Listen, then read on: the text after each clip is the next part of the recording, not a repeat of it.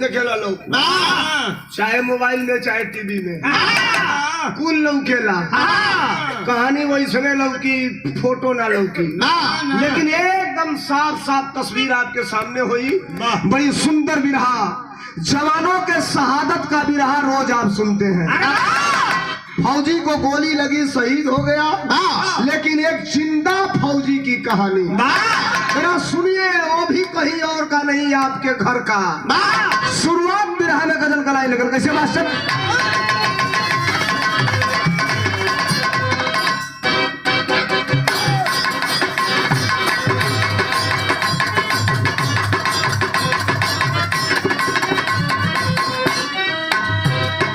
रामदेव उस्ताद अपने जवानी में तरज के गावन, चलो अजमेर में, चलो अजमेर में, चलो अजमेर में, चलो अजमेर में बेकस सुनी जाती है।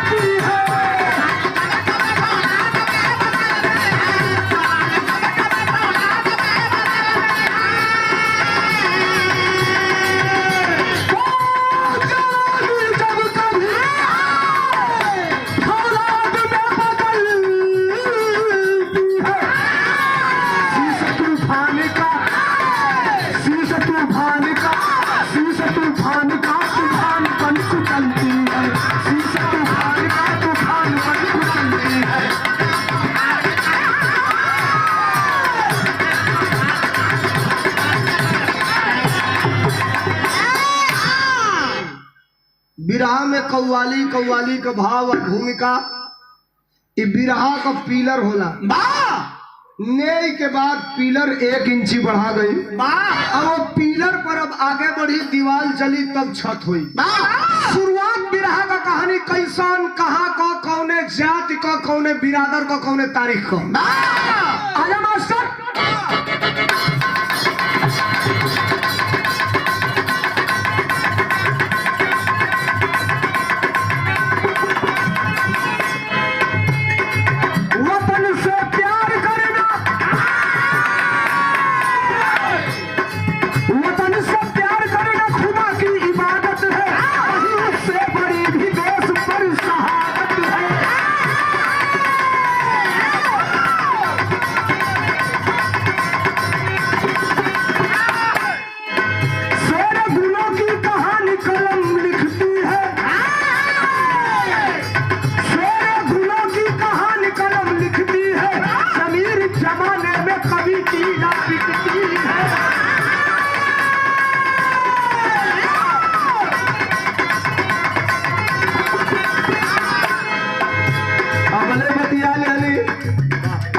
सुनाई कहानियां बात हाथ और दूर कर दिया,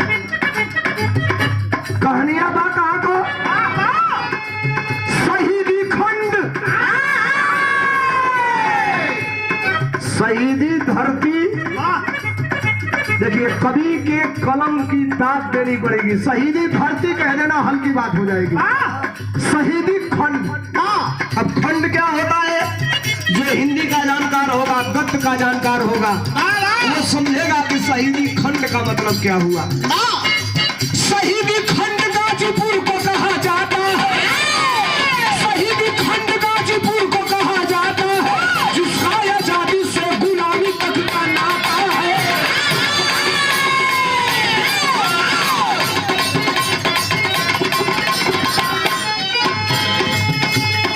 कहानी कहा तब ग्राम जाहिरायपुर में एक चाँद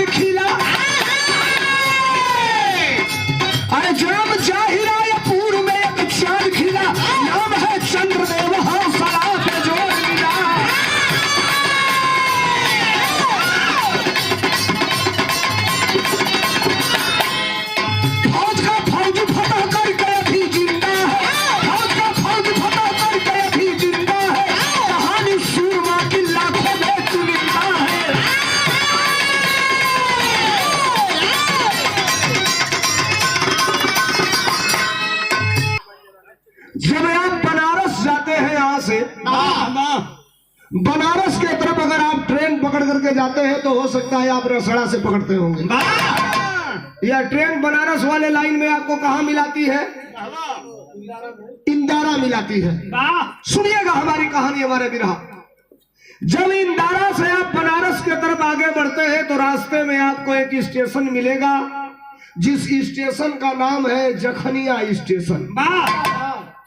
उसी जखनिया स्टेशन से कुछ दूर पर एक गांव है, जिस गांव का नाम है जाही रायपुर। ग्राम जाही रायपुर, पोस्ट झोटना, तहसील जखनिया, जनपद गाजीपुर, उत्तर प्रदेश। उसी गांव के रहने वाले बाप का नाम बलिराम यादव, माई का नाम राजो देवी। 8 जून सन 1981 के एगो बेटा पैदा हुए। अब 1981 यही कौन है? 2021 को साल का अंतर हो गई, 40 साल। लेकिन 40 साल से विराह शुरू हुई, आज 2021 में आके खड़ा हुई। आज के दिन जो दिन हम विराह गाँव तनी ये बात के तनी सुनी हमें। 8 जून सन 1981 को एक बालक का जन्म हुआ। काका के बैठा दो, लोग खड़ा नहीं, आपे के कहते नहीं।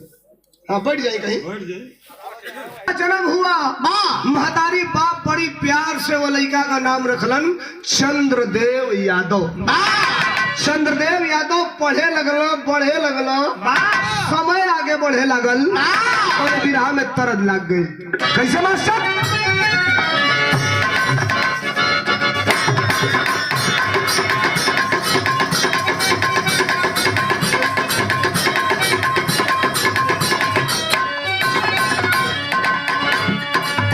ये तरह बड़ा हल्ला मचौले रहे अपने समय में। कोनो लड़का लड़की में ढेर दिन से बोला चली नहीं थे, ढेर दिन से हो। अच्छा नुकसान दोनों और का अरे दोनों और का जमीन जोड़ा था भैया। जीजा साली के बाद ना लड़का कहना सनीता की दे तू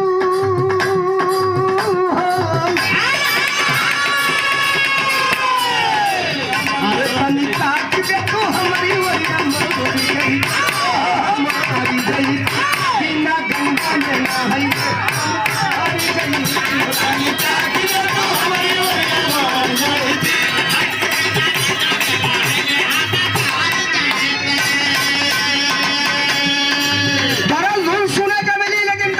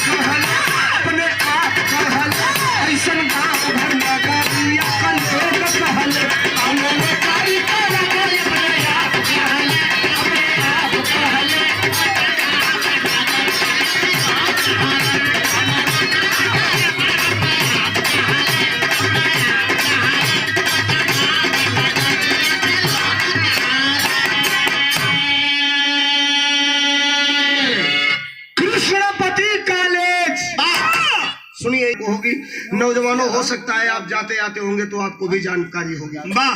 कृष्णपति कॉलेज से इंटरमीडिएट की परीक्षा पास किया चंद्रदेव यादव और रामाश्रय दास महाविद्यालय भुड़कुड़ा से स्नातक की परीक्षा पास किया। ये भुड़कुड़ा कहाँ है? इसी रसड़ा से आप जब कासिमाबाद से और आगे बढ़ेंगे तो एक जगह है वेद बिहारी का पोखरा, आप सब नाम सुने होंगे। उसी वेद बिहारी की पोखरा से दाहिने कटेंगे तो गुलशन 10 किलोमीटर के बाद एक जगह है जिसका नाम है भुड़कुड़ा। वाह। भैया भैया हाथ जोड़ कर दोबारा उठिया कर मत, बॉडी गरम बा, कुछ गरम निकल जाए गड़बड़ हो जाए। हाथ जोड़कर भैया नमस्ते, उठ बैठना हो। रामाश्रय दास महाविद्यालय से स्नातक का परीक्षा बाबू पास कर हलन। और जब पास कैलन तब बाबूजी कहलन कि ए बेटा अब तू ताके हम मास्टर बनावल चाहत नहीं, तू बीटीसी का तैयारी करा, बीटीसी कला। लेकिन भाई तने सुना भरत शर्मा जी एगो गाना गौले रहलन कि जकरा मन करी खाए के खटाई तो मिठाई कोनो काम ना करी, जकरा लाग जाई प्रेम का बीमारी तो दवाई कोनो काम ना करी। समय बीता था, लड़का अबे पढ़ले अगला एडमिशन नहीं खे करौले। चंद्रदेव कहला बाबूजी हमके अब 6 महीना तुम टाइम ना समझे बुझे के कि हमके करे के का बा।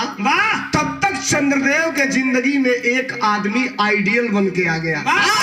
आइडियल का मतलब भैया जो आपका फेवरेट आदमी होता है, जो सबसे आपका पसंदीदा आदमी होता है, वो आइडियल हो गया। तो चंद्रदेव के जिंदगी में एक आदमी आइडियल बन के आ गया। वो आदमी था कौन? बिरहा में तरद लग गई। कैसे मास्टर?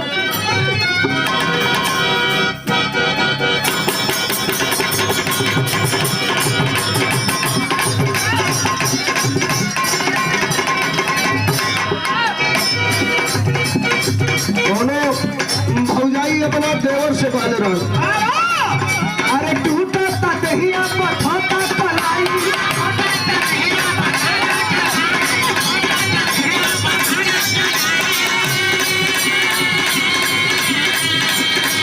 अरे तेरा बस बरूता रद करता लाई,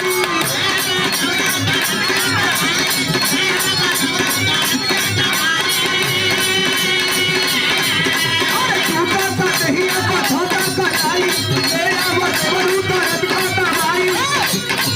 अरे टूट गई सैया सरतिया चतुराती के,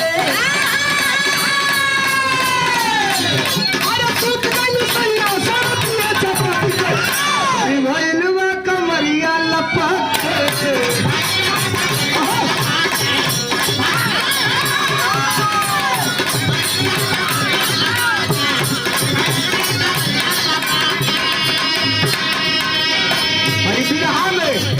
अरे मन नहीं लागे तो छोड़े पहाड़ी,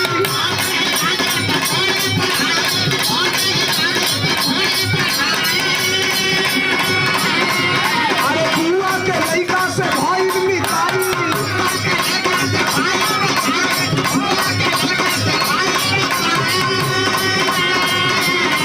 अरे राम भारत फौजी देश सेवा करत बा,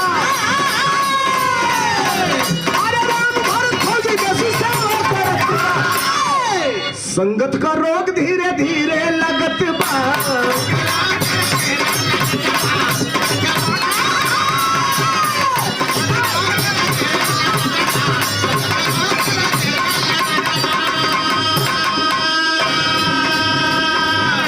सादियाबाद के पास एक गांव है जिस गांव का नाम है फरीदपुर। उसी फरीदपुर गांव का रहने वाला एक आदमी जिसका नाम राम भरत यादव। और राम भरत यादव कौन है? तो इसी चंद्रदेव यादव के बुआ का लड़का है। क्या है राम भरत यादव? सीआरपीएफ का जवान है। सीआरपीएफ मतलब केंद्रीय रिजर्व पुलिस फोर्स। सीआरपीएफ का जवान है चंद्रदेव यादव। जब राम भरत यादव घरे छुट्टी आवा तो चंद्रदेव अपने घर से फरीदपुर चल जाओ। जो दिन राम भरत रहो राम भरत के साथे घूमे, उन्हीं की घरे रहे, खाए पिए। आज जब राम भरत ड्यूटी चलना तो चंद्रदेव अपने घरे चली आवे। समय बीते लागल, ये बिरहवा में एगो घटना घट गई। का घटल बाबू?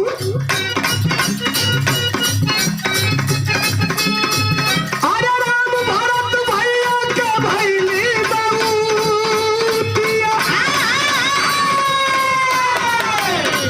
अरे राम भरत भैया के भैली बहुतिया। अरे दुखी चंद्रदेव करू के नहीं रसिया।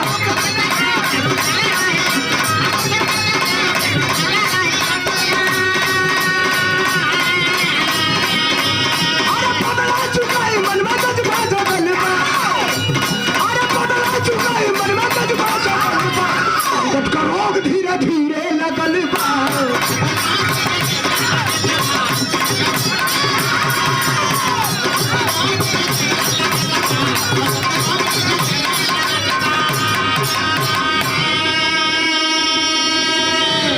राम भरत यादव सीआरपीएफ का जवान, एक दिन खबर आती है जनपद गाजीपुर में कि राम भरत यादव बॉर्डर पे ड्यूटी के दौरान दुश्मनों के गोलियों का शिकार हो गया। राम भरत यादव शहीद हो गया।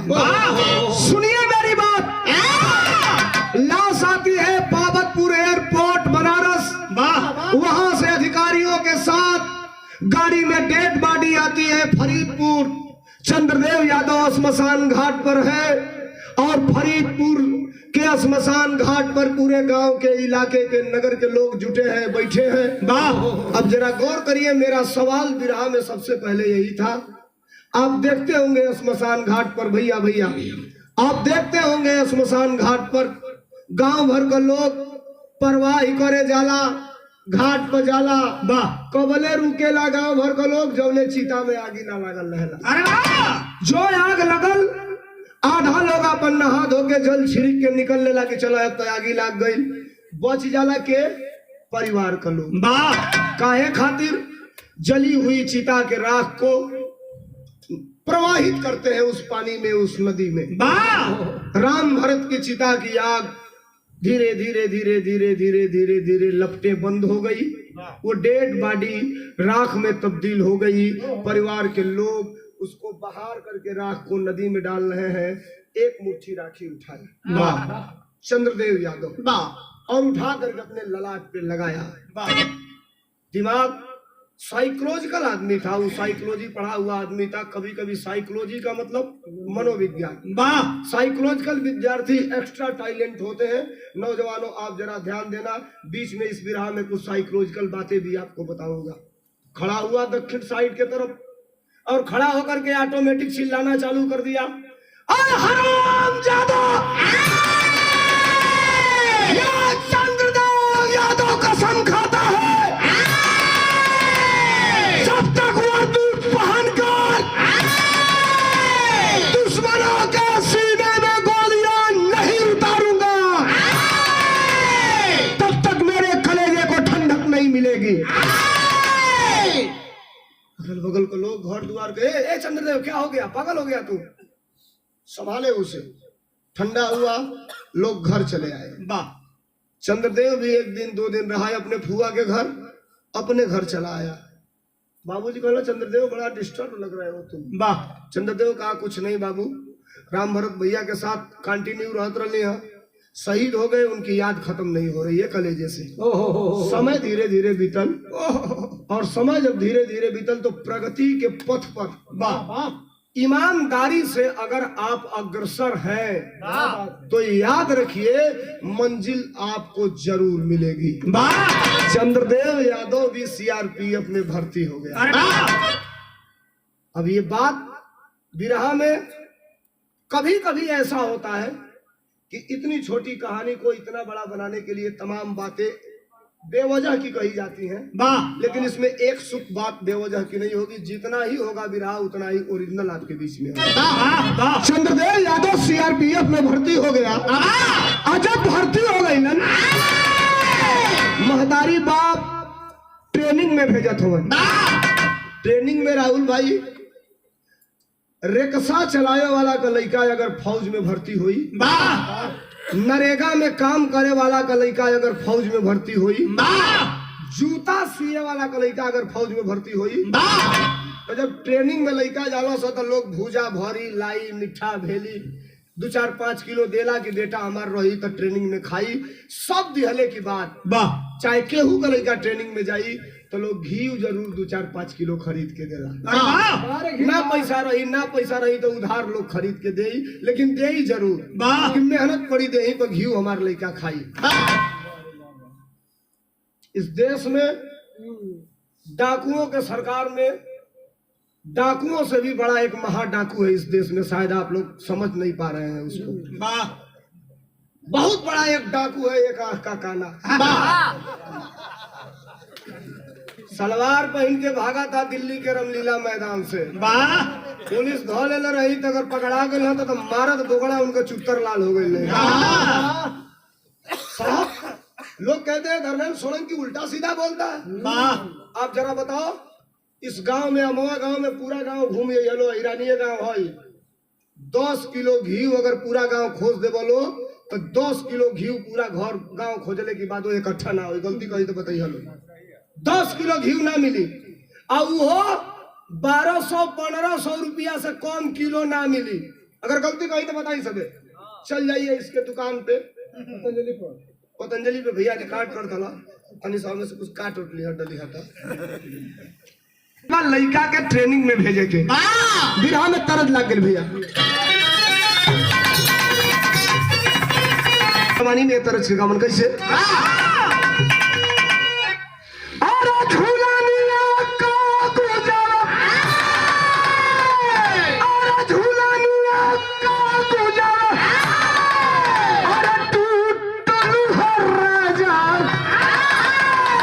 जवनिया में गरिया छूटल राजा।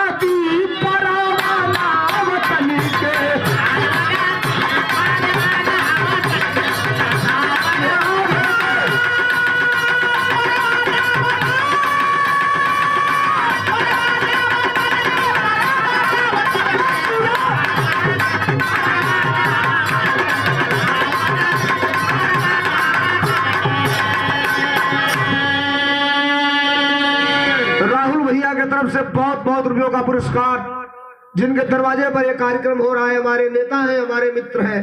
आदेश था राहुल भाई का मेरे दरवाजे पर आना है। उपस्थिति हुई है, कहीं कोई टूटी हो तो परिवार का नादान बच्चा समझ के क्षमा करिए। ट्रेनिंग पूरा हो गई, 6 महीना ट्रेनिंग पूरा करने के बाद जो भी रंगरूट जवान होते हैं उनकी पोस्टिंग होती है।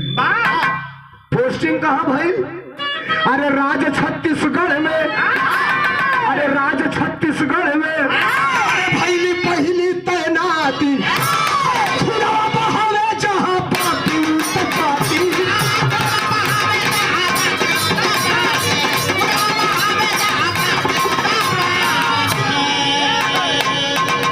छत्तीसगढ़ में पहली तैनाती उस लड़के की हो गई। याद रखना, हम भगवान से कहते हैं भगवान किसी के बेटा को फौजी बनाइएगा तो पहली पोस्टिंग उसकी छत्तीसगढ़ में मत कराइएगा। जो फौजी में हो ही चाहे जगह घर का फौजी हो तो उजानत हो भैया। छत्तीसगढ़ में क्या है, आतंकवादी नहीं होते, वहां आतंकवादी के रूप में नक्सली होते हैं। और नक्सली सीधे गोली नहीं मारते। जानते हैं छत्तीसगढ़ में कैसे गोली मारते हैं? कैसे मारते हैं?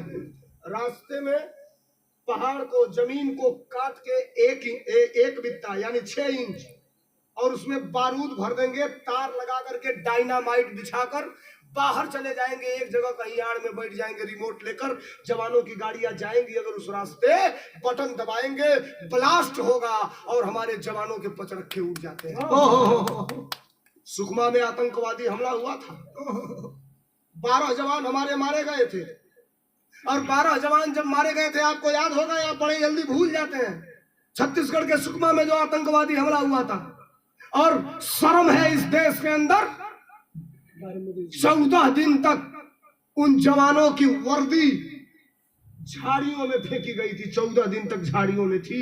और उसी समय भारत का एक सबसे बड़ा आदमी प्रधानमंत्री का कोट 3 करोड़ में खरीदा था। जैकेट याद होगा आपको, नौजवानों, याद है आपको? प्रधानमंत्री का जैकेट 3 करोड़ में बिका था। जानते हैं कौन खरीदा था? जब पंजाब नेशनल बैंकवा से रुपया वाले के कई हजार करोड़ भागल, जो के नाम रहे नीरव मोदी। वाह, उहे किनले रहे। देश के जतरा लूटा तो सगरिन का नाम मोदी बा। अब यो हम कह देंगे तो लोग बोलो खाली बुराई बतिया होता है, उठा के देख लो। ललित मोदी, नीरव मोदी, एगो ही कबो बैट बाल नहीं धैले हुई। वाह, गेंडा का छोटा बच्चा, बीसीसीआई का अध्यक्ष। वाह, से वो यार कर तो मुंह फट जाए। कभी जो गेंद नहीं खेला, ये क्या ड्रामा हो रहा है देश में साहब। छत्तीसगढ़ में तैनाती हो गई। अरे राज्य छत्तीसगढ़ में पहली तैनाती, खुदा बहावे जहां पाती सताती।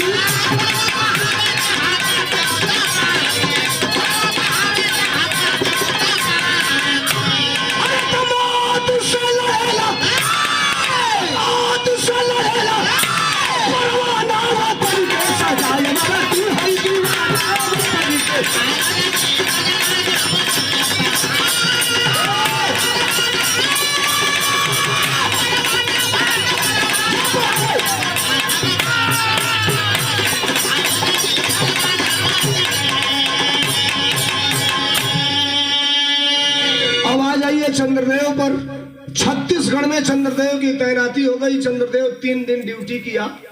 चौथे दिन तबीयत खराब का बहाना लेकर के सर में दर्द हो रहा है। क्या हो रहा है? 3 दिन की और छुट्टी ले लिया।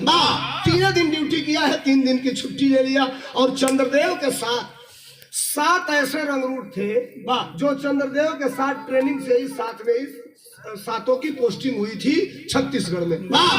ये छुट्टी ले लिया चंद्रदेव। 3 दिन छत्तीसगढ़ में छुट्टी तो लिया है भैया, दिमाग हमारे तरफ बिरहा अपने जवानी पर चढ़ी। 3 दिन वही छत्तीसगढ़ में घूम खाली पता लगावे लागल कि किधर से नक्सली सबसे ज्यादा वार करते हैं, किधर सबसे ज्यादा रहते हैं और किधर सबसे ज्यादा जवानों को गोली मारते हैं, या डायनामाइट से रिमोट दबा करके उड़ाते हैं। अरे वाह, अपना लेखा जोखा चंद्रदेव कर रहा है। 3 दिन बाद ड्यूटी ज्वाइन किया। और ड्यूटी जब ज्वाइन किया चंद्रदेव यादव, शिव जी बीटीसी के ये योजना बना के 3 दिन बाद ड्यूटी ज्वाइन किया। 2 महीना ड्यूटी किया और 2 महीना में 4 बार नक्सलियों से चंद्रदेव यादव का मुठभेड़ हुआ। और 4 बार के मुठभेड़ में 7 आतंकवादियों को चंद्रदेव यादव की टीम ने मार के गिराया। जब 7 नक्सली मार दिए गए, चंद्रदेव यादव के गैंग के ऊपर नक्सलियों का दिमाग हो गया कि अरे साला एक चंद्रदेव यादव आया है, उसके साथ जितने भी जवान है बड़ी खतरनाक है, रोज हमारे 1-2 आदमी को मार रहे हैं, खत्म करो इसे, कहीं भी मिले इसे गोली मारो, उड़ा तो बम से इसे। इंटेलिजेंट विभाग, खुफिया विभाग के सूचना के अनुसार हेडक्वार्टर खबर गई कि चंद्रदेव यादव मोस्ट वांटेड हो चुका है। और सरहद की जितनी जानकारी होती है शायद आपको जानकारी होगी, सैटेलाइट अब लग गया है छत्तीसगढ़ या जहां भी नक्सलाइट एरिया है। भारत का गृह मंत्रालय, भारत का डिफेंस मंत्रालय डेली का डेली वहां पर लोग रखे गए हैं, सूचना एकत्र करते हैं कि कहाँ की क्या कंडीशन है। चंद्रदेव यादव के बारे में जानकारी मिली कि चंद्रदेव यादव मोस्ट वांटेड हो गया, तो चंद्रदेव यादव का 3 दिन बाद ट्रांसफर हो गए। भाई सुना, आसमान से गिरा और खजूर में जाके अटक गया। छत्तीसगढ़ से ट्रांसफर कहाँ भाई? ट्रांसफर हो गई जम्मू कश्मीर में।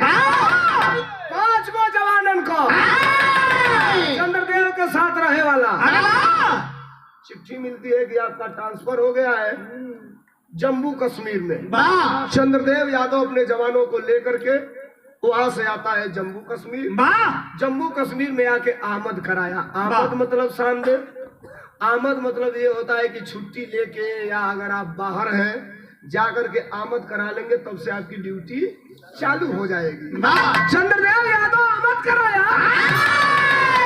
और अपने जवानों को लेकर के घूम रहा है। ड्यूटियां तो करते बा, साइकोलॉजिकल विद्यार्थी बा, कुछ न कुछ जे भी मिले वहाँ अगल बगल, यानी भारत का जो बॉर्डर है, सीमा रेखा है, वहाँ गांव भी है। वाह गांव माने हिंदुस्तान है बच्चे, भैया लोग साहब, जहाँ गांव बा वो गौवा में हिंदुस्तान का भी गांव बा, वाह बॉर्डर लाइन पर। वाह वो गौवा के लोगन से जब ड्यूटियां करे जा सा तो कुछ न कुछ जानकारी लेत रह सा। वाह और चंद्रदेव यादव ड्यूटी कर रहा है, बिरहा में टेरी लग गई है कहीं के का।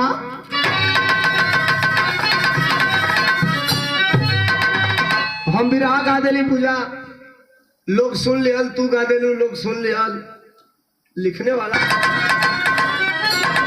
अरे पौरुष का सोला पानी ना होई,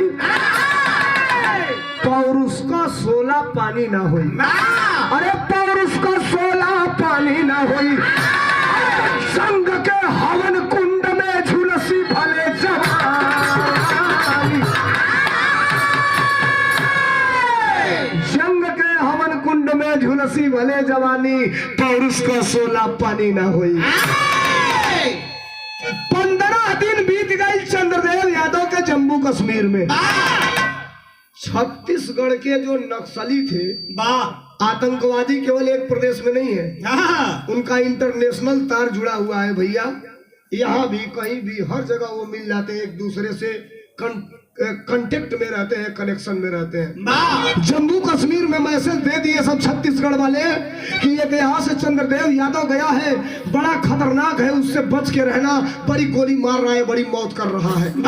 गौर करेंगे बाबू, ये चंद्रदेव यादव 4 दिन 5 दिन 10 दिन 15 दिन ड्यूटी किया, तब तक भारत के इंटेलिजेंस ब्यूरो को, भारत के राह विभाग को यह सूचना पास हुआ कि चंद्रदेव यादव यहाँ पर आतंकवादियों के निशाने पर हो गया है, कभी भी उसकी हत्या हो सकती है। और ये खबर गई कहाँ?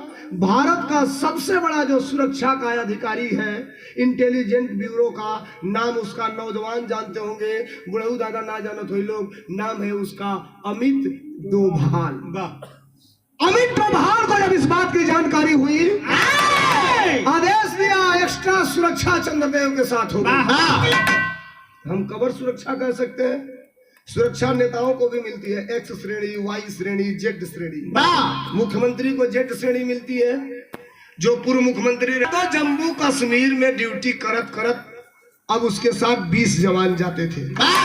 एक दिन के बाद चंद्रदेव यादव जम्मू कश्मीर में अपने जवानों को लेके चल रहा है, जहाँ पहाड़वा खत्म होता रेखावा पहुंच, आप लाइन आर्डर बा, जहाँ बॉर्डर बा, देख ले बोलो टीवी में बात के समझ ले, बोलो विराट समझ में आ जाए। लोहा गाड़ल बा, कटीला तार से बांधल बा, भारत पाकिस्तान का बॉर्डर। भारत में 2 रेखा है, एक पाकिस्तान के बॉर्डर पे उसको कहते हैं LOC बा, और एक चीन के बॉर्डर पे है उसको कहते हैं LAC बा। ये हुआ लाइन ऑफ कंट्रोल, और चीन के रेखा को कहते हैं लाइन ऑफ एक्चुअल कंट्रोल। ये चीन वाला कहते हैं, लेकिन हम धर्मेंद्र सोलंकी नहीं कहता कि एक्चुअल कंट्रोल है। एक बात मैं आपको बताऊं, उसी चीन और भारत के सीमा पर एक ऐसा जगह है जहां 1400 चीनी सैनिकों से 144 भारत के जवानों ने लड़ते लड़ते 2 किलोमीटर चीन के अंदर घुस के चीनी सैनिकों को भगाया, और 144 जवान शहीद हो गए। और गारंटी के साथ कहता हूं, चैलेंज के साथ कहता हूं कि 144 के 44 जवान अहिर जात के थे, यादव बिरादरी के थे। जहां भारत और चीन के सीमा पर रेजांगला धाम बना है, आपको जानकारी होगी हर साल रेजांगला दिवस मनाया जाता है। वो मर गए थे, उनको उठाया गया तो उनकी अंगुलियां ट्रेगर पे थी। 144 जवान 1400 जवानों से लड़े थे और 144 यादव बिरादरी के थे। वाह। राहुल भैया के तरफ जवान नीचे उतर गए और उतर करके आगे बढ़ रहे हैं। बिहार में तरज लागिल मास्टर राजा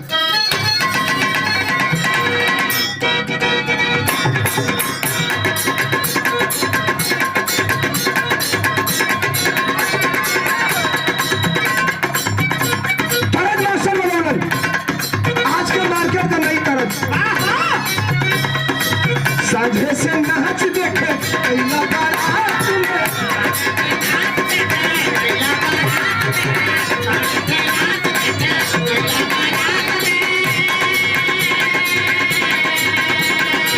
हो गई ना है हर में हर, हो गई ना है हर में हर, छोरी के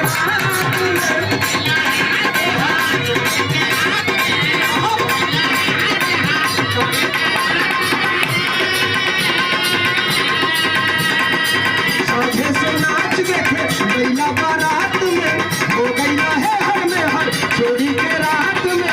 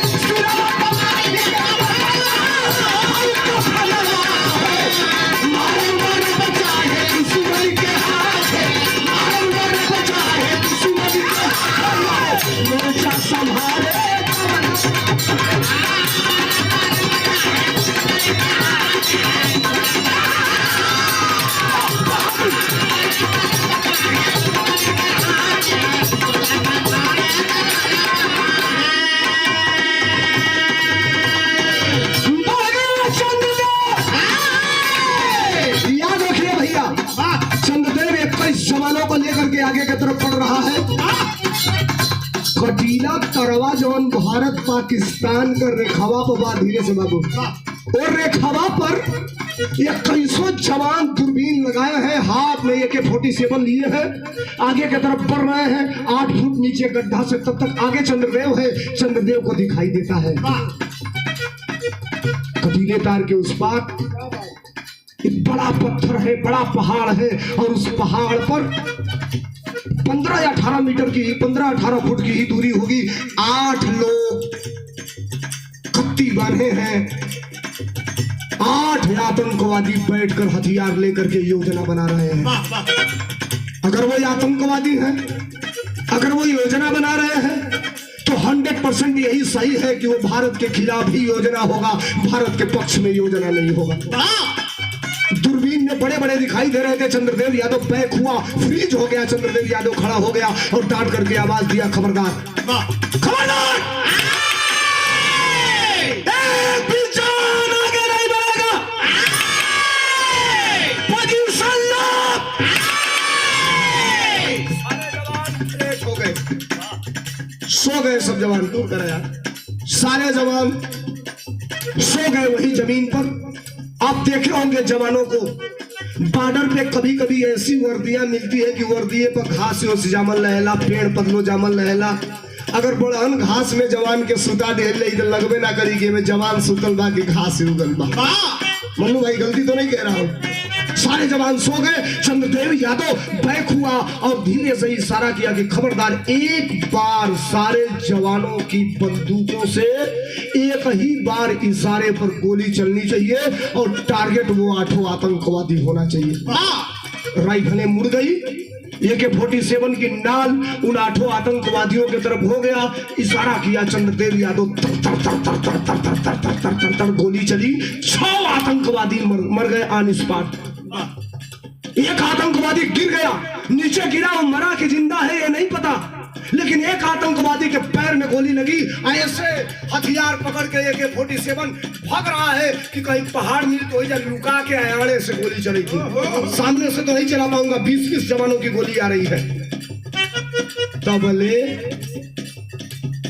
चंद्रदेव यादव नीचे से छड़क के ऊपर पहाड़वा पे आ गए और जहां पहाड़ पर खड़ा है वहां से लोहा लमसम 2.5-3 फीट ऊंचाई उस लोहे की और कटीले तार की, और जहां वो भाग रहा है आतंकवादी, लमसम यहां से उसकी दूरी 20 से 22 फीट। अब आप जरा गौर करेंगे, कहीं इसको अन्यथा भी मत लीजिएगा।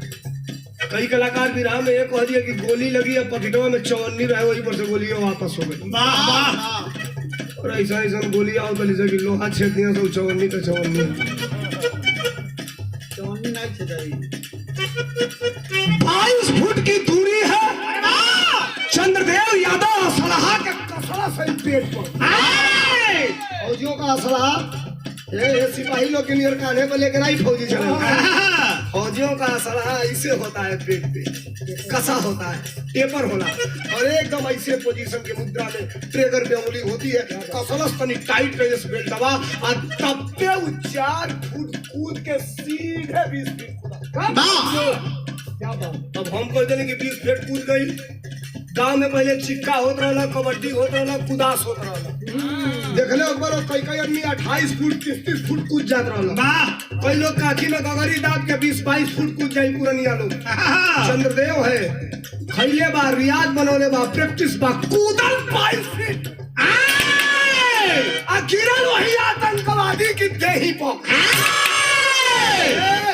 पसर गई आतंकवादी, ऊपर बात होने लगौरा सही ठेहुना रीढ़ की हड्डी पर आई बाया हाथ, वही गर्दन पर एगो ठेहुना लगल बा, एगो बाया हाथ, असल हाथ 3-3 है, लेकिन किसी असल है का प्रयोग नहीं करता है। उठौलस दाहिना पैर और निकलला से जूता में से चाकू चमचमा कलश तोरी बहन की ऐसन की तैसन योजना बनाओगे भारत के खिलाफ। ए ले के चाकू ये खचर खचर खचर खचर 50 चाकू, जैसे टोटी पानी फेंके ले पतर की, वही फट फट फट फट फट फट फट फट पिठिया से पानी फेंके लगा, खोलला से AK-47 सटा दिया पीठ पर। असला जे रख ले वही हथियार जे रख ले वही जानत है, और हथियार को एक बार फायर कर लेंगे, फिर उसे बोल्ट करना पड़ेगा, फिर बैकअप करना पड़ेगा, फिर ट्रिगर दबाएंगे, एक गोली फायर हुई तो फेंकेगा, खींच के बोल्ट करे पड़ी। और AK-47 एक ऐसा असलहा है कि उसे बोल्ट नहीं करना है, दबाते जाइए, एक गोली खट खट खट खट निकल जाएगी। और AK-47 एक ऐसा भी असलहा है कि चाहेंगे तो 47 की 47 गोली एक ही बार निकल जाएगी, जिसे कहा जाता है कि भ्रष्ट मार दिया, भ्रष्ट। जो हथियार रख ले हुई जाना तो ही गलत कहा, खड़ा होकर सवाल कर सटौला से का पीठी को तनी से एक के हाथवा हो। अच्छा तो जो हथियार चलाओ तो एक के हाथ चला दी, वाह वाह। अरे तो नहीं के चला लो, के कट्टा धरा दो तो नीचे से जय जय श्री राम बोल चला। यही ना सटौलस पिठिया पर मरलस ब्रश कूद गई, पहाड़वे ले ले उड़ गई। 47 गोली एक बेर चला था, वो आतंकवादी का मांस 50-50 ग्राम के टुकड़ा में फेरा गया भारत के अंदर। दोहरावे का मन कर दिया कैसे मास्टर घाटी का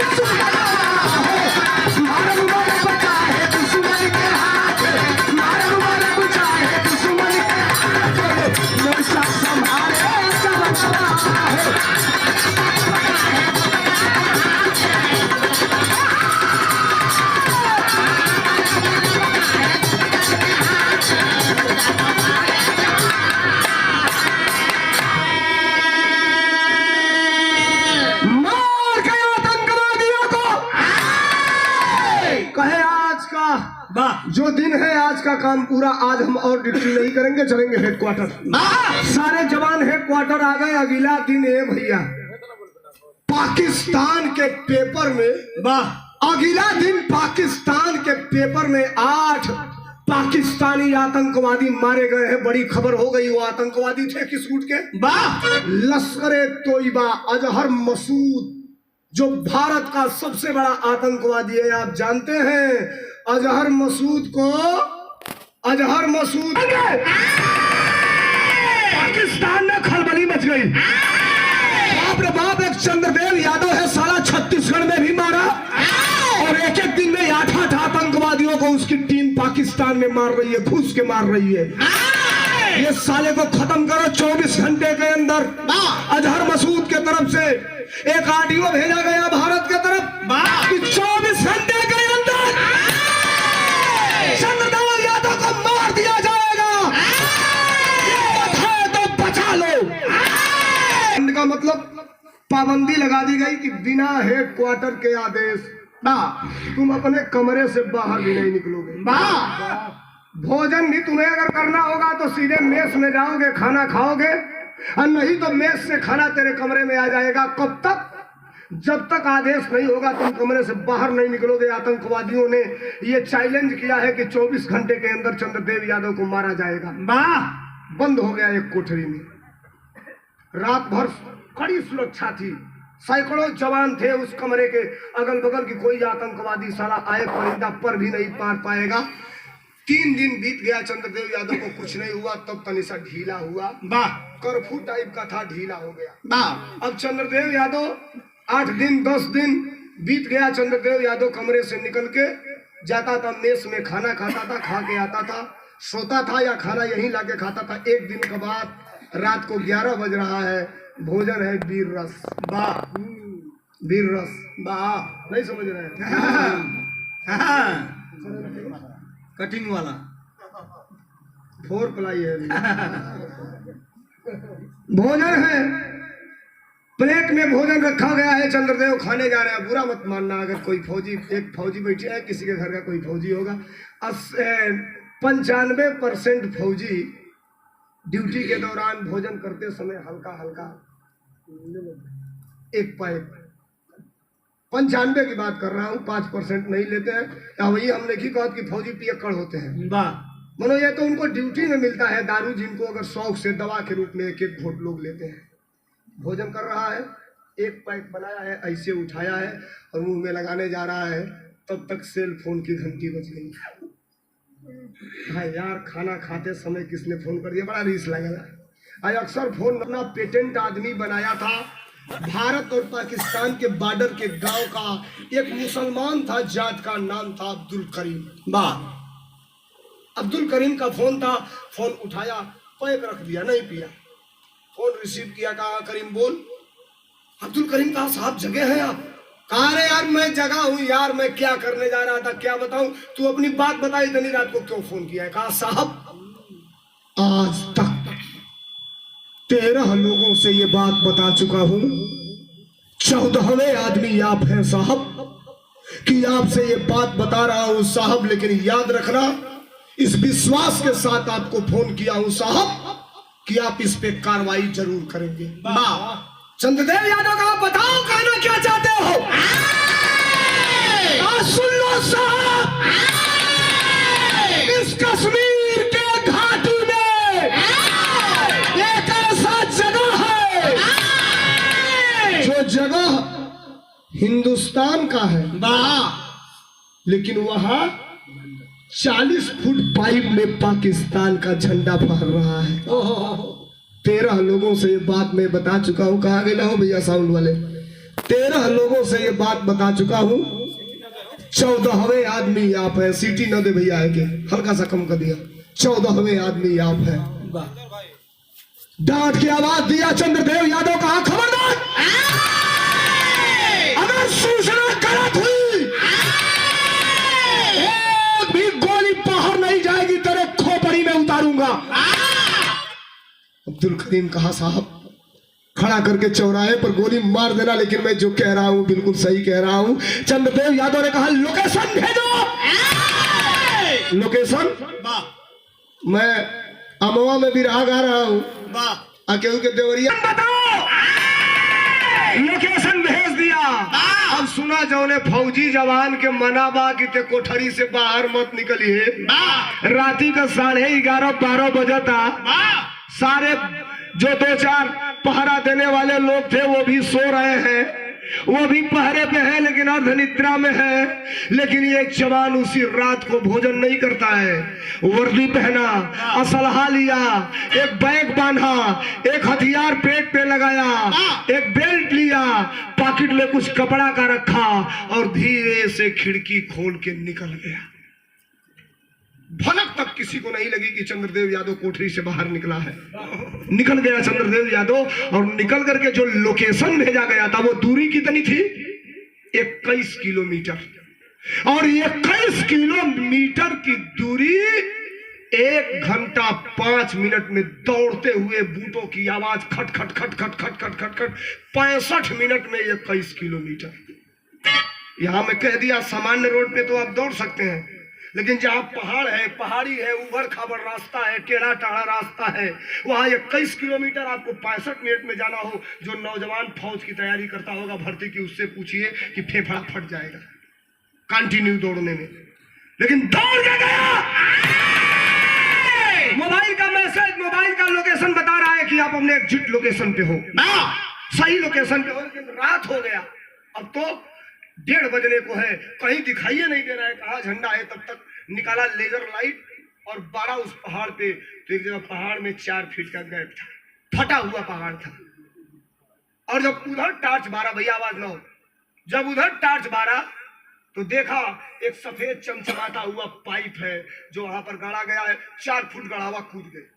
कूद के गए पैपवा के लगवा बैठल, नीचवा से टार्च बरलस तो हरियर का झंडा लहरता, आगे बरलस तो भारत का कटीला तार बा।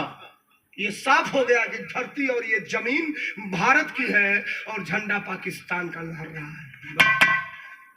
बेल्ट निकाला, कमर में बांधा, पोल में बांधा, कलमपू कसा और कस के ऐसे ऐसे करते करते करते करते चंद्रदेव यादव बिल्कुल उस पाइप के अंत तक पहुंच गया। जो ही पहुंचल, अब पापट के छोड़ दा, चंद्रदेव बन चलने वतन दीवाना, दाना देसवा के अखा के हरगिज भरबे ना हर जाना, दाना देसवा के। पापट ने बाबू कहिए दे चढ़ल, जो ही चढ़ल बाबू तोरे फैल का बिरहा में तरद लग गई। कैसे?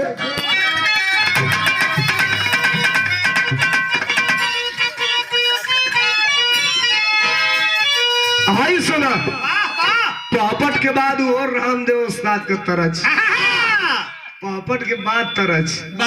वाह रे गुरु, रामदेव उस्ताद अपने जवानी में गावन। कैसे?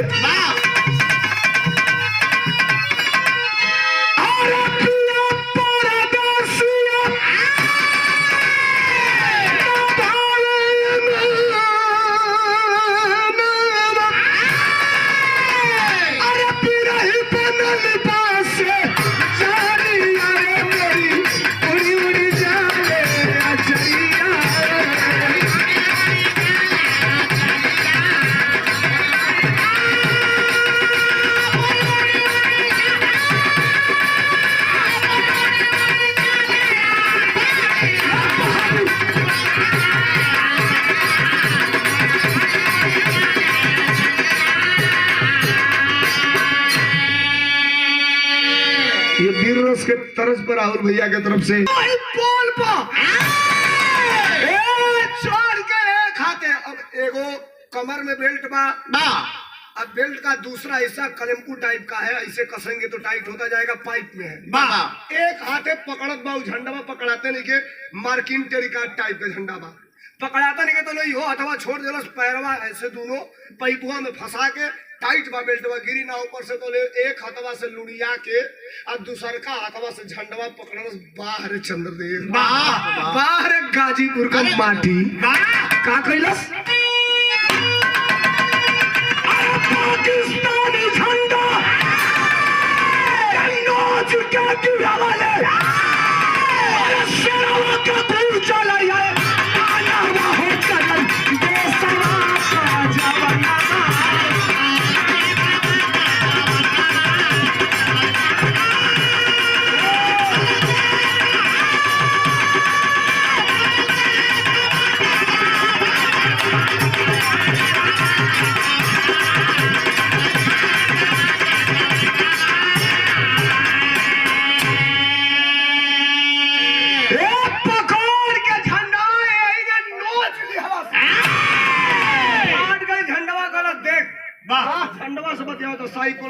विद्यार्थी है फिर डिस्टर्ब हो गया। वाह बतियाओ था झंडवा का था, देख भाई हम किसी का अपमान नहीं करते। हमारे वहाँ भारत का जो झंडा है हमारे लिए प्राणों से प्यारा है। तू दूसरे देश का है लेकिन गलत जगह आ गया था। चल जाए तो जगह ये जो लपेट के फेंकला सोई काटावा में फंसत गिर गए लोग। कहाँ? पाकिस्तान के सरहद के तरफ। वही जा जब देखला सीधा पैपे में खाली हो गई। अब का हुई? पॉकेट में हाथ डलस, निकलस भारत का तिरंगा झंडा। क्या बात? अब रसरिया टूट गई बा तो कैसे पहिरावल जाई? तो ने का कैलस कि वही पैपवा में एक बार झंडवा है लपेट के आ ऊपरा वाला रसरिया से ऊपरा बहलस, नीचे वाला टूटल की रसरिया से नीचेवा बहलस। अब बढ़ले के बाद नीचे सरसर उतरल, 2 कदम पीछे हटल, दाहिना पैर पटकलस, आज ऐसे सैल्यूट कैलस, भारत माता की जय, भारत माता की जय, जिंदाबाद। ऐसे सैल्यूट करके आगे बढ़ल। आ फिर एगो बात कहलस, इमे इतना लोग बैठल आवा लोग, सब लोग हिंदुस्तानी बा, भारतवासी बा। बहुत बढ़िया बात कहलस। अगर बढ़िया लगी तो अगली लाइन पर ताली चाप। हमारे खातिर ना, चंद्रदेव खातिर ना, लिखे वाला खातिर ना, वो पावर के, वो जज्बा पर, वो पौरुष पर, ये माटी पर, गाजीपुर के एगो बढ़िया बात कहलस। का कहलस की जबले रही तन में भारत का पानी। कौने का माई पैदा कैले बिया रे, जब हिंदुस्तान के धरती पर पाकिस्तान का झंडा लहराई। बढ़िया लगी तो स्वागत चाहब। अरे जबले रही तन में भारत का पानी, कैसा लहराई साला झंडा पाकिस्तानी।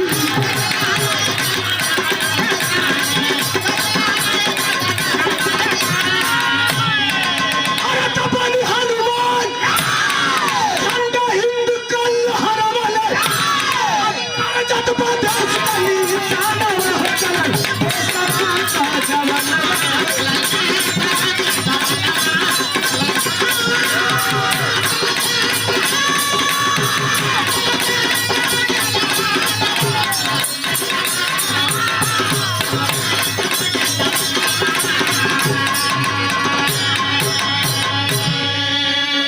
रात का 2 बजा था जो फौजी के मना बाकी कोठरी में से निकली है मौत। भारत पाकिस्तान के सीमा पर पाकिस्तान का झंडा तूर के भारी हिंदुस्तान का झंडा लहरा के नीचे उतरल। पीठ के पीछे से निकलल वाकी टाकी माने हाई मोबाइल तो अलगे चीज हो, वायरलेस सेट कहल जाला। ओकर कोड रहेला, हर टीम का अलग अलग कोड रहेला। हेडक्वार्टर वाले कोड पर सेट करके कहला सेलो tango Charlie fly speaking to Chandradev Yadav. अधिकारी रात को सोया है 2 बजे, चंद्रदेव यादव उठ गया। कहा साला 2 बजे रात को कहां से इसका फोन आ गया, ये कहां से लाइन पे कनेक्ट हो गया। कहीं ज्यादा अल्कोहल तो नहीं ले लिया ये, कहीं रात को पगला तो नहीं गया ये। कहा स्पीकिंग टू हेडक्वार्टर, अधिकारी अपना नाम बताया। कहा साहब, कहा बता।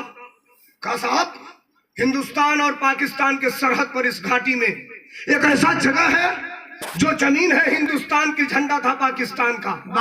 अधिकारी बोला तब? अब वो कुर्सी पर बैठा नहीं, उठ गया। कहा साला ये कहीं गड़बड़ तो नहीं किया। कहा तब? तो कहा साहब, पाकिस्तान का झंडा उतार कर हिंदुस्तान का झंडा लहराया हूं, और ये देखो खड़ा होकर तेरी बहन की पाकिस्तान की तर तर तर तर तर तर तर तर आवाजियो सुनाता वही वाकी टकिया में। उधर से बोल रहा अधिकारी, hello Chandradev, hello speaking Chandradev. ये कुछ नहीं कह रहा है, बोल ही नहीं रहा है। अब अधिकारी अगल बगल जितनी चौकियां थी, जितने बंकर थे भारत के, अर्जेंट वाकी टाकी पे मैसेज करता है कि लोकेशन ये है और 10 मिनट के अंदर जितने भी सिपाही हो तत्काल पहुंचो, पकड़ो किसी तरह चंद्रदेव को। 10 से 15 मिनट में 200 सिपाही पहुंच गए। ई लेके AK-47 एक बार पाकिस्तान को रिया कह के तर तर तर 5 गोली मारे फिर खड़ा कर ले। वाह 5 गोली मारे फिर खड़ा कर ले। हाँ। इसको ये पता नहीं है कि अगर आतंकवादी देख लेंगे 70 रुपए की एक गोली ही मेरी जिंदगी के लिए काफी है। 70 रुपए की गोली मेरी जिंदगी खत्म कर देगी। ये भारत का जवान 100-150 वाले जवान खड़ा हुआ है। चंद्रदेव बड़ा सा चंद्रदेव स्टॉप तो कहे स्टॉप। पाकिस्तान की ऐसी की तैसी 4 गोली फिर मारे। बढ़िया तो सारे कहिए हरिया मत चला देने तो तू जानी कि यही में से खत्म हो हाँ ये मर्द यहाँ से तरतर टोटल मैगजीन खाली। पूरी की पूरी मैगजीन खाली। अरे वाह 47 गोली खत्म। भैया गौर करिए बिरहा का अंतिम क्षण है और एक फौजी की जिंदगी की बड़ी मजबूत कहानी यही आपको मिलेगी। वाह पूरी गोली खत्म हो गई। दौड़ के पकड़वा सा सिपाही बोला सारे खत्म और यो बा धैले वाले औरी तो कहीं जब भड़का दे सारे चले जैसे राती का हरान बोली जामनी का वाह लग जाएगी गोली। जवान तू भारत का जवान है, अमूल्य धरोहर है। अगर गोली लग गई तो जवाब देना पड़ेगा भारत के अधिकारी को। वाह छटपटात आई तो बा यहाँ गोड़ दोनों पकड़ के कान्हे पर लदला सकला से चलबा के जा इठबा तू लेके इना से हेडक्वार्टर तुरंत गाड़ी में लदला सा लेके हेडक्वार्टर छोड़ना सा कोठरी में कह के अधिकारी कहा पहले बंद करो और बाहर से ताला मारो नहीं तो दीवार तो कबाड़ी तोड़ के भाग सकता है। ताला मारा गई। सबेर भइल ई खबर आग की नियर फैलल। चंद्रदेव यादव ने सरहद पे बहुत बड़ा काम किया है। कई हजार फोर्स के जवान हेडक्वार्टर पे इकट्ठा हो गए। सुबह ड्यूटी कोई नहीं कर रहा है। चंद्रदेव यादव हीरो बन गया था। अब तो इतना बड़ा हीरो बन गया था कि लोग इसलिए उसको ढूंढ रहे थे कि कम निकली कि तो लगवाए वो सेल्फी खींच लेती कि ये चंद्रदेव यादव। जैसे एक बार मोछ वाला नहीं वो पायलट देश में हीरो बना था, क्या नाम था, अभिनंदन। जहाज लेकर के जब आया उधर से पाकिस्तान से तो कितना जानी मोछियो वही के नियर रखवावल चालू कर दिल। वाह सड़की पर ढेर मोछ हुई सन लोग रही सब तो धीरे धीरे खत्म भइल वाली से हीरो बन गया। निकला बाहर ठेला ठेली लगी है, फेटा फेटी लगी है फोटो खिंचवाने के लिए। अधिकारी कहा तेरा कोर्ट मार्शल होगा। कहा यार बोल रहे हो? कहा साहब कहा बोल कहा साहब मेरा कोर्ट मार्शल कर दीजिए मैं तैयार हूँ। तो बोले तो फौजिया जितना 1000 रहना सही जिंदाबाद मुर्दाबाद कल चालू कर देना सही। वही जा बुझाओ कि अधिकारी का हेकड़ी बंद हो जाएगी। कोर्ट मार्शल मतलब समझते हैं बहुत बड़ी चीज होती है। फौज में ओके सजा कहल जाला। अब सजा ऐसा दिया सा यही पे 80 किलो ला दिया सब। अब 5-6 गो राइफल एक बता दिया सा। हां दौड़ो 5-7 गो ईंटा दे दिया सा। अब कोस दिया सब बेल्टे से कहे से एक ग्राउंड के 70 चक्कर लगावे के बाद। अब नाकी पड़े चाहे पोटा फेंक दो चाहे पेशाब कर दो, लेकिन लगावे के बाद 70 चक्कर एकदम हथड़ी बुझाई की फाट जाएगी। अरे बिहान में लाइटिंग ना उतरी। अधिकारी जवानों के जज्बात को समझा गया। अंदर अपने ऑफिस में 3-4 मेडल वहां रखा था, अपने हाथ में उठाया और कहा यार तेरा कैसा कोर्ट मार्शल? मेरा कोर्ट मार्शल हो जाए मैं तैयार हूँ कोर्ट मार्शल की सजा भुगतने के लिए। लेकिन यार तू तो आज का हीरो है, चढ़ इस कुर्सी पर। कुर्सी मतलब सीढ़ी जैसे काठे का 3 गो बनल रहेगा। फौज में देख लो बोलो अगर किसी को मेडल पहनाना होता है तो उसको ऊंचे स्थान पे खड़ा कराया जाता है।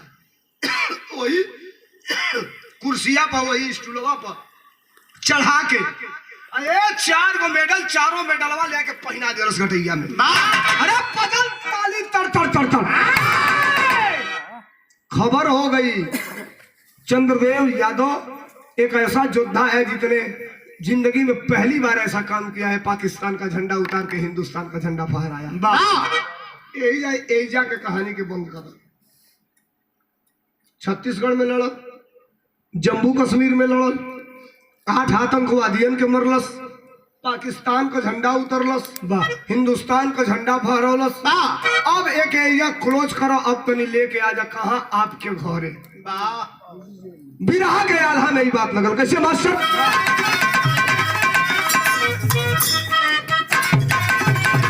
हाल सुना सुनो आप एकरे बात का कहानी है कितना रोचक बा कितना इंटरेस्टेड बा। अब बाहर लिखने वाले कवि हमारे गया कवि आप जहां कहीं भी है मैं आपको 1000 बार सैल्यूट करता हूं। कितनी बड़ी लाइन आपने लिखा है। देखिए कवि की कल्पना और कवि की कलम कितनी खतरनाक बात लिखी। अरे सूरज के रोशनिया के सुनिए, अरे सूरज के रोशनिया के रोकी ना बतरवा भैया।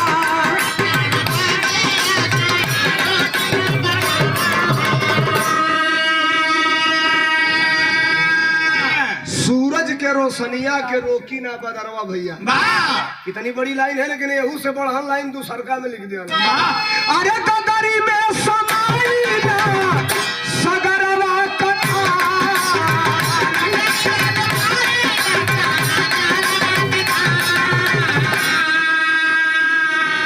जितने चंद्र देव सुमन से लाइया भैया।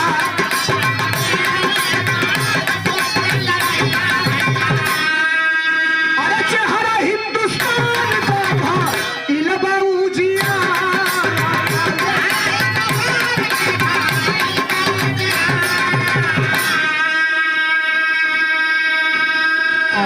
देखो ये खबरिया हेडक्वार्टर से चल गई कहा राष्ट्रपति भवन में। ये देवीरावा में बड़हन बात हो गई कि फौजी का सम्मान राष्ट्रपति से करावल गई।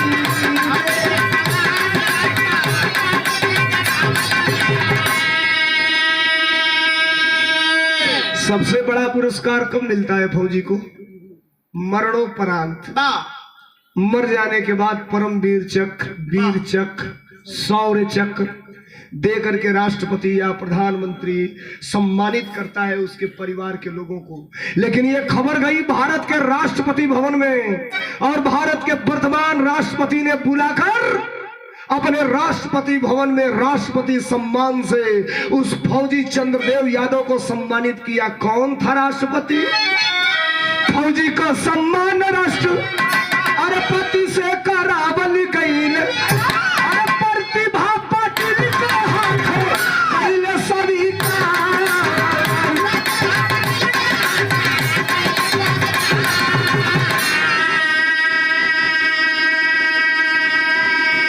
अब वही जाई खबर बा यही केहू जानते नहीं खेतौले खबर आ गई गाजीपुर। पाप महतारी गौआ दुआवा भैया।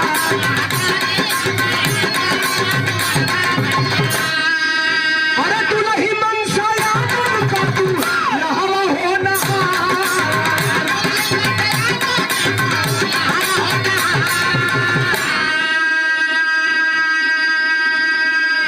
इस पूरे विराह में पहली बार नाम लिया हो। पूरे विराह में कभी नाम नहीं लिया था। आप विराह सुन रहे हैं शुरू से अंत तक। मनसा यादव, ये कौन थी मनसा यादव? इस विराह में पहली बार नाम आया है वो मनसा यादव। जब कृष्णपति कॉलेज से इंटरमीडिएट की पढ़ाई कर रहा था चंद्रदेव यादव जखनिया में, तो वहीं जखनिया के बगल में एक गांव है जिस गांव का नाम है गुलशन मंझरिया। उसी मंझरिया की रहने वाली मनसा यादव से चंद्रदेव यादव का प्रेम हो गया। सन 2001 में भर्ती हुआ और 2002 में अपने बाप महतारी को राजी करके मना के बिना दहेज बिना पैसा का मनसा यादव से बियाह कैलस। इतने करी होमगार्ड हो गए के बाद होमगार्ड का बाप के यहाँ चल रहा बियाह तय करे। वो तो फौजी रहे। होमगार्ड हो जाता हूँ सलाई क्या हो गई दुआरे चल जा बियाह तय करे। बेटिया जाके पूछा था भैया बियाह होई? ई नहीं खेलो कहत के होई चाहे नहीं होई असो होई कि अगला साल होई। तू जो दुआरी पतिल का आज का कंडीशन का बा आज को जहिया हम बिरहवा गावत नहीं आज 4 फरवरी सुना यार उसको जब कहूँगा तब आज का कंडीशन 4 फरवरी का काबा। अरे गोदिया में पाले अरे गोदिया में पाले तुई तुई का देला भैया।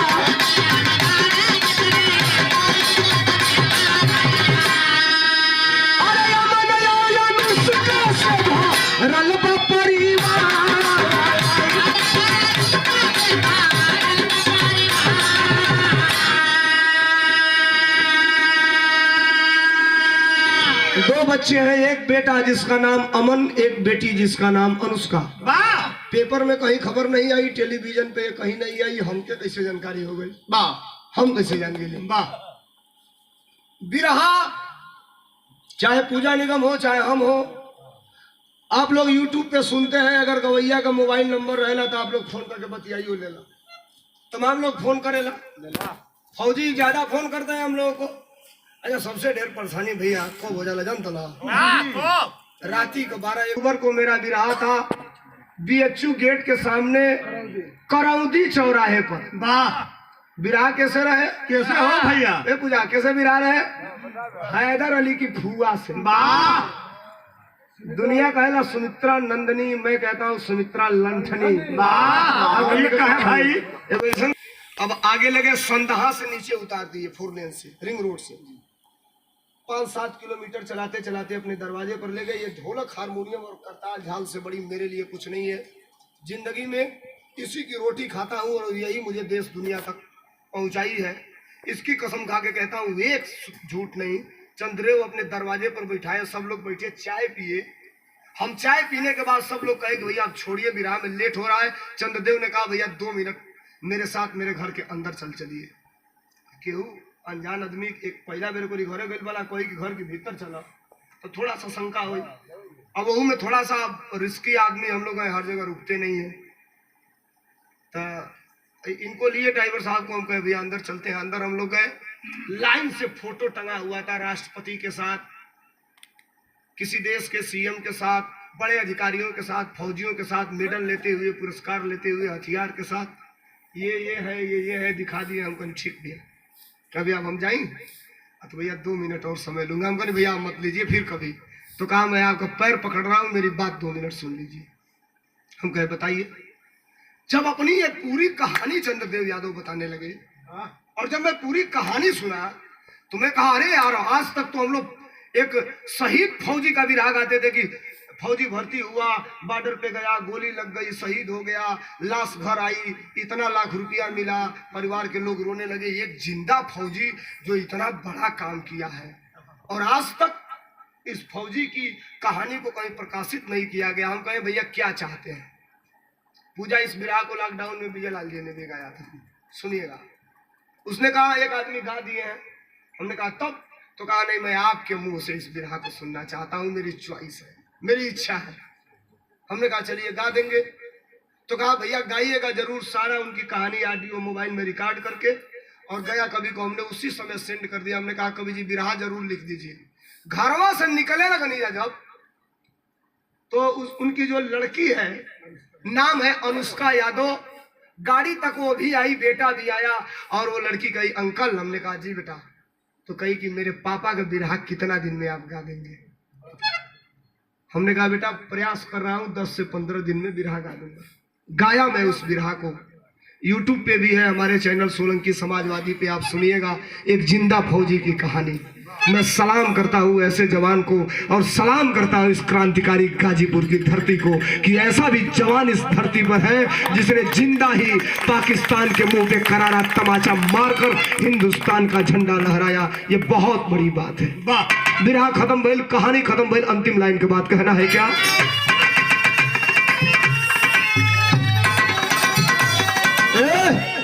हाई सुन ला, अब एक और बात छिपल बा।